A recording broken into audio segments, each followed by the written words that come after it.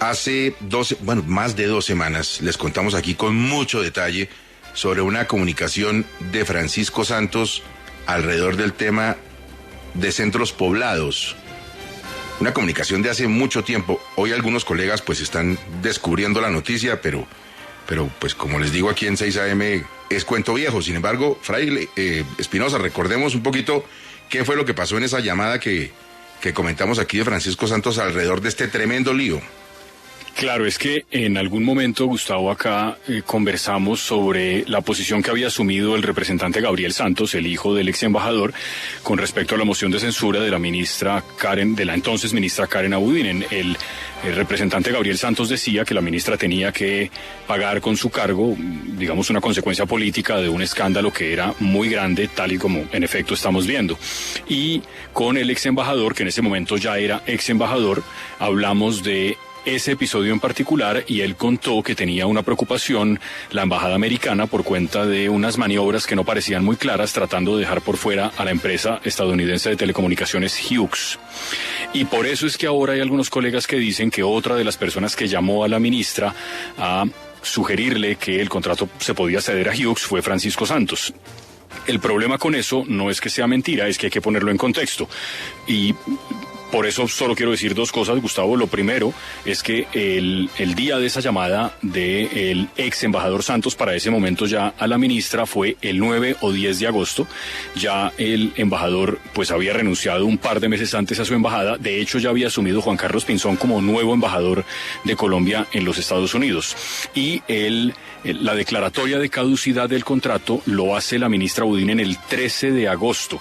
O sea, 4 días después de esa llamada, Francisco Santos reconoce que hizo esa llamada, pero uno, ya no era funcionario, era un particular cualquiera, y dos, él dice que simplemente sugirió que le podían entregar ese contrato, cedérselo a la empresa más importante que tiene Estados Unidos en esa materia en particular. Ahora, que había presiones indebidas por parte de la embajada americana, eso es otra cuestión distinta que seguramente se puede debatir, pero no creo que este sea el caso. Ahora, recuerdo muy bien porque conversé con Francisco Santos en ese momento y lo relatamos aquí en 6 AM, que él sí dijo, a mí me pareció muy raro que no me aceptaban ninguna propuesta. Yo les decía, mira, hay unos americanos que quieren hablar con ustedes, no más, quieren plantear el negocio, y que no, que eso era dificilísimo, no le devolvían la llamada, en el ministerio todo el mundo estaba cerrado, y eso fue, Fraile, algo de lo que le causó la inquietud a Francisco Santos en ese momento. Claro, pues es que de hecho se le preguntó y él dijo, mire, esa empresa HughesNet, pues hombre, son expertos en ese tema, y incluso en ese momento Francisco Santos dijo, lo que está pasando con ese contrato es una vergüenza, hay muchas advertencias, hay muchas situaciones difíciles que se han venido advirtiendo, y cómo puede ser posible que la empresa más grande de los Estados Unidos que se dedica a eso no le acepten ni siquiera la propuesta, ni siquiera la tengan en cuenta, no les acepten una llamada, como en su momento lo mencionaba, y era una preocupación legítima que tenía el gobierno de los Estados Unidos, que lo expresó a través de una carta, y él como embajador pues también estaba pendiente de ese tema. No es la primera vez que la embajada norteamericana hace ese tipo de menciones frente a posibilidades de un contrato con el gobierno colombiano. También pasó con una millonaria licitación del SENA, en la que el gobierno americano dijo, oiga, nos preocupa lo que está pasando porque hay una empresa gringa que estaba participando en la licitación, así que tampoco es novedad que Estados Unidos a través de su embajada se manifieste sobre procesos contractuales. La exministra Abudinen ha guardado pues un silencio que es comprensible después de todo lo que pasó. Ella dio su lucha como funcionaria y hoy supongo que está también en sus cuarteles de invierno esperando a ver qué pasa, porque es mucho lo que todavía hay que explicar. Pero ayer no pudo más y le contestó en redes sociales a Armando Benedetti diciéndole, oiga, usted fue uno de los que llamó, usted llamó aquí a interceder por el tema de la caducidad del contrato. Y estamos todos pendientes en Colombia de saber de parte de la ministra o de parte de los entes de control, de la exministra, de los entes de control, de los parlamentarios, de saber quiénes más estaban haciendo fuerza, quiénes están metidos en este baile de centros poblados y ese contrato de internet para zonas rurales que salió requete mal. Nos acompaña esta hora la representante Catherine Miranda. Doctora Miranda, buenos días. Gustavo, muy buenos días, un saludo a toda la audiencia. ¿Usted sabe si algunos parlamentarios recibieron dineros para interceder en este caso? Bueno, primero, es evidente que hubo unas llamadas, unas presiones a la ministra para hacer el contrato por parte de varios funcionarios, por parte de varios congresistas, y ya se está saliendo a la luz pública. Acá hay una cosa muy importante, y es que ese contrato no se podía ceder, Gustavo, porque usted no puede ceder un contrato que es producto de un ilícito. ¿Por qué? Porque recordemos que este contrato se dio con pólizas de garantía falsas. Entonces, lo adecuado fue lo que hizo en su momento la ministra, que fue la caducación. Segundo, acá nosotros hemos podido recopilar información sobre la trazabilidad de cómo algunos congresistas estuvieron en el momento previo, el momento precontractual, para presionar a funcionarios del Ministerio de las Tecnologías para que se le adjudicara el contrato a centros poblados. Nosotros hemos mostrado, así lo hicimos en la moción de censura en su momento, cómo personas, por ejemplo, cercanas a la senadora Daira Galvis, personas que fueron parte de su TL, hoy hacen parte de algunas empresas que hacen parte de centros poblados. También ha salido a la luz pública, no por nosotros, sino también por los propios implicados, que son más de 5 senadores que estuvieron en la etapa precontractual para presionar que se le adjudicara a centros poblados. Entonces hay 3 momentos en donde hay presión por parte de algunos políticos, congresistas o no, en el momento precontractual para la adjudicación del contrato, en el momento para ceder el contrato y que no fuera caducado, y en el momento de la moción de censura. Entonces, en eso estamos. ¿Quiénes? ¿Sí? Es decir, ¿quiénes fueron esos congresistas desde el Senado y desde la Cámara que recibieron dinero supuestamente para interceder para ese contrato no caudicara?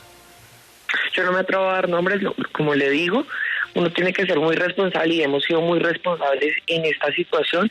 Por ejemplo, hemos evidenciado el tema de Daira Galvis y, digamos, ya hemos puesto en conocimiento a autoridades parte de otros nombres, y además usted entenderá que la situación de colocar nombres sobre la mesa es muy delicada, y si nosotros no tenemos una trazabilidad exacta de quiénes son y cómo participaron en esta adjudicación de centros poblados, no lo vamos a hacer. Y estamos hablando de cuánta plata, porque esos parlamentarios no hacen las cosas porque se levantaron con gran esperanza y fe. Supongo que recibieron algunos dineros. Digamos, lo que hemos logrado averiguar por varias fuentes es que fueron 6.000 millones al interior del Ministerio de las Tecnologías, y se habla de alrededor de casi 10.000 millones de pesos entre congresistas y políticos. Y en esa repartija de dineros también están entonces vinculados a algunos funcionarios del ministerio. Así es. Ya. ¿De dónde? No le pregunto la fuente, pero ¿de qué tipo de fuente provienen los datos de estos montos? ¿Cómo pueden establecerlos tan claramente?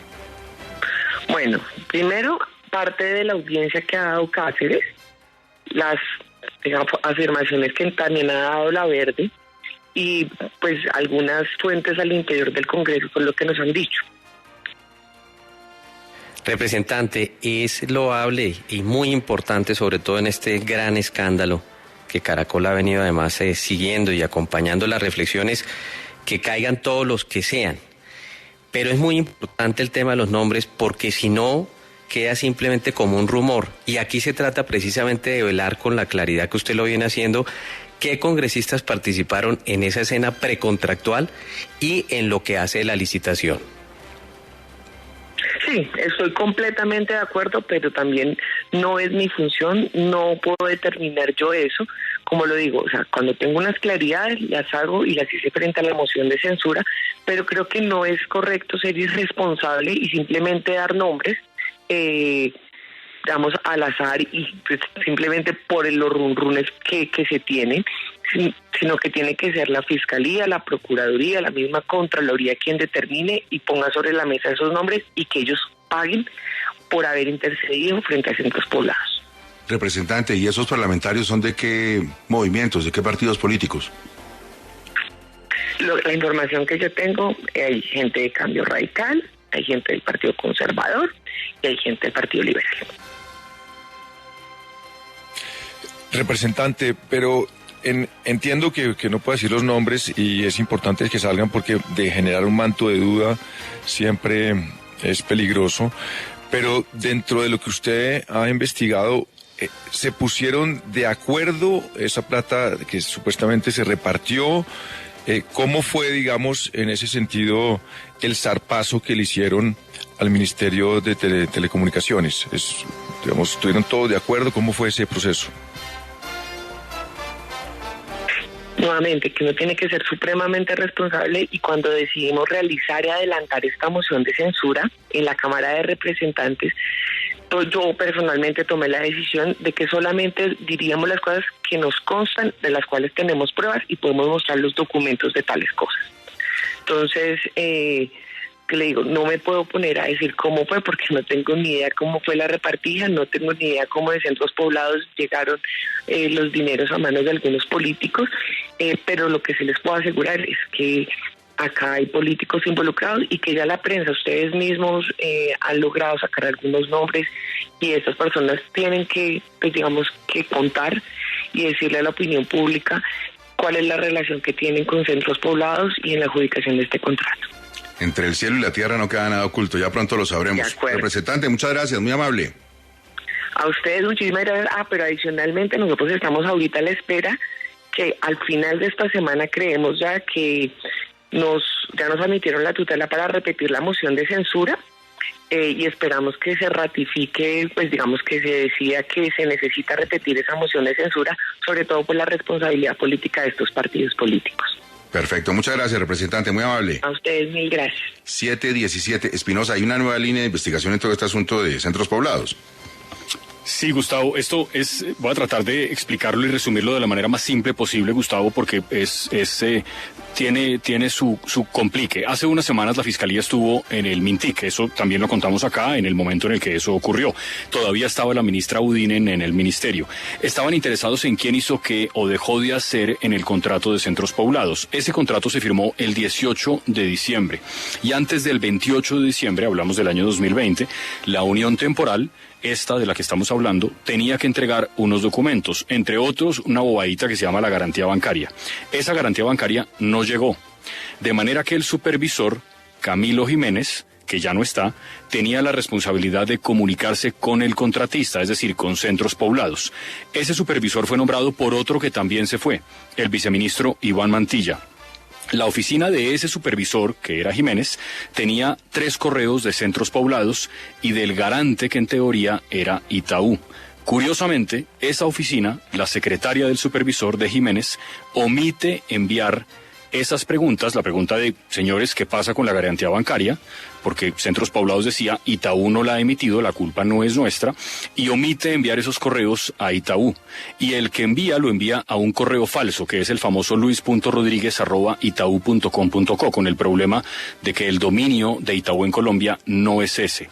Ese no es el único episodio, Gustavo, que involucra correos electrónicos, pero sí es el primero. ¿Esto por qué importa? Y acá termino. Porque si Itaú se da cuenta, antes del 31 de diciembre, que ellos están siendo utilizados para falsificar una garantía bancaria, pueden fácilmente decir, antes de que entreguen el desembolso, muchos meses antes, esto que está aquí es falso, este documento no es nuestro y estos señores no son clientes nuestros. Extrañamente, eso no se hizo. Esa secretaria, Gustavo, cuyo nombre me reservo dar acá, ya habló con la Fiscalía, o para ser más precisos, la Fiscalía ya habló con ella.